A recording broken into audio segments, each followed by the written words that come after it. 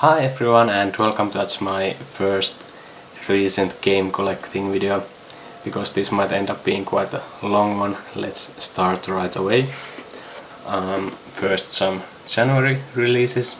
Gravity Daze 2 or Gravity Rush 2 as it's known here in West. This I think was called Deluxe edition. Didn't make a video of it because it's quite simple, just a standard copy of the game and overture animation on Blu-ray and some digital extras like white color variation of Cat's default outfit and 9 tracks long director's choice soundtrack. The Blu-ray is region free, so you can watch it on any Blu-ray player.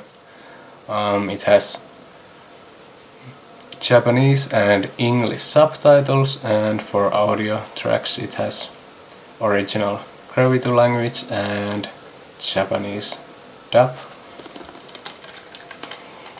Game itself feels quite a safe sequel, more of the same as first game, with handful of new features to keep it feeling fresh.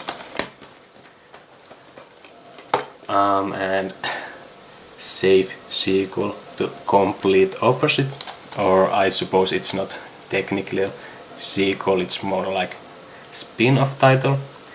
So Valkyria Azure Revolution, or I guess the Western release will be just Valkyria Revolution.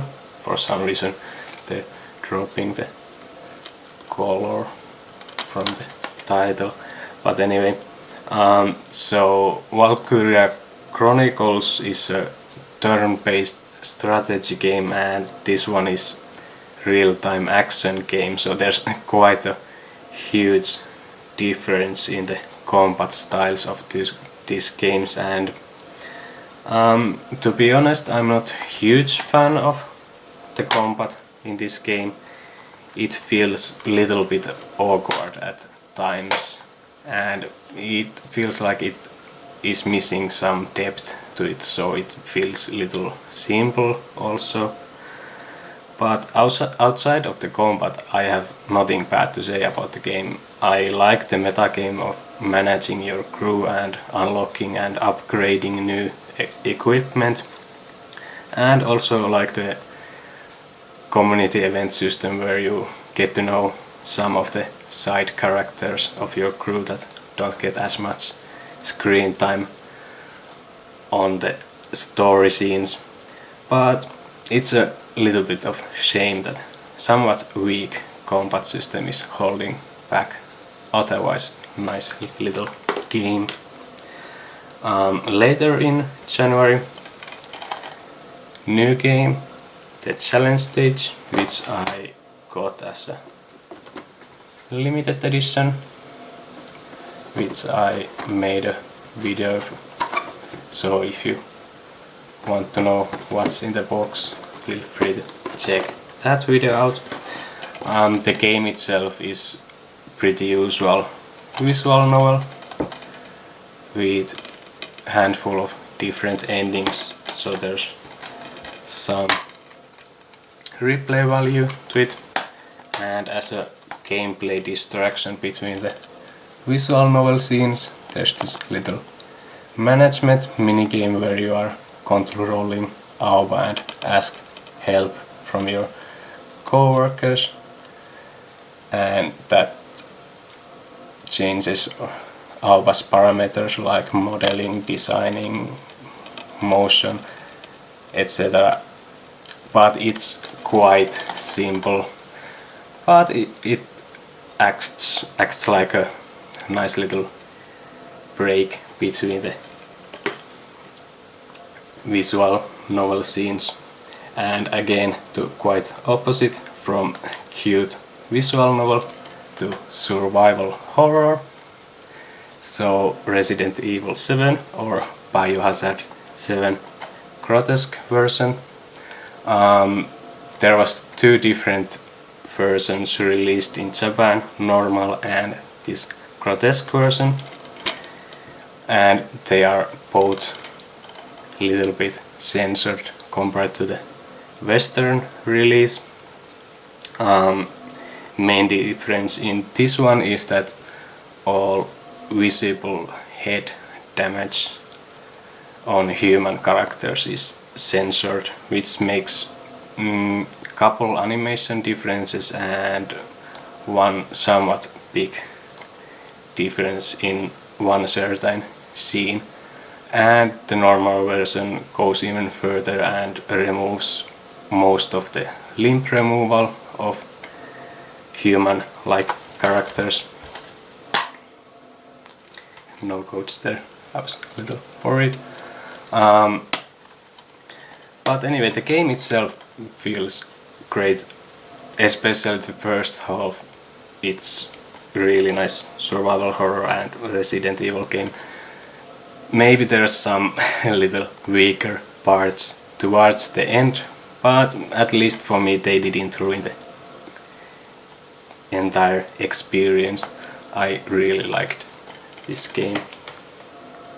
That's all the January releases I have. Here's some February releases. For Goddesses Online, Cyber Dimension, Neptune, which I got as Royal Edition.